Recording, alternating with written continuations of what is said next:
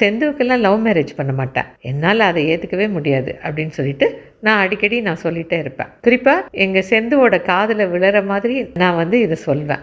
ஏன்னா செந்துவை தன்னோட பொண்ணு மாதிரி வச்சு பார்த்துக்கக்கூடிய ஒரு குடும்பமாக தேடி விசாரித்து பார்த்து தான் செந்துவுக்கு கல்யாணம் செஞ்சு தரணும் அப்படின்னு சொல்லிட்டு இருப்பேன். திடீர்னு ஒரு நாள் எங்கள் குடும்ப நண்பர் சங்கர் சொன்னார், செந்து லவ் பண்ணுற விஷயமா தான் பேச வந்தேன், பையன் ரொம்ப நல்லவர் அப்படின்னு சங்கர் சொல்ல ஆரம்பிக்க எனக்கு கொஞ்சம் படபடப்பாகிடுச்சு. அப்புறம்தான் விசாரித்தோம்.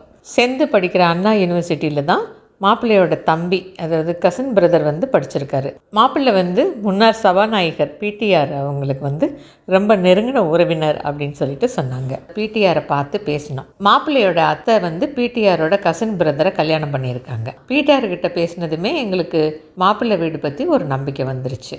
மாப்பிள்ளை தன்னுடைய பெரியப்பா பொண்ணு காயத்ரியோட பைக்கில் மாப்பிள்ளை போகும்போது, நான் ஒரு பொண்ணை காதலிக்கிறேன், நீ தான் பெரியவங்க கிட்ட சொல்லி சம்மதம் வாங்கி தரணும் அப்படின்னு சொல்லிட்டு, யார் அந்த பொண்ணு அப்படின்னு சொல்லிட்டு காயத்ரி கேட்டிருக்காங்க. பொண்ணு பேர் செந்தாமரை அப்படின்னு சொல்லிட்டு எங்கள் வீட்டுக்காரரோட பேரை சொல்லி அவங்க பொண்ணு தான் அப்படின்னு சொல்லிட்டு சொல்லியிருக்காரு.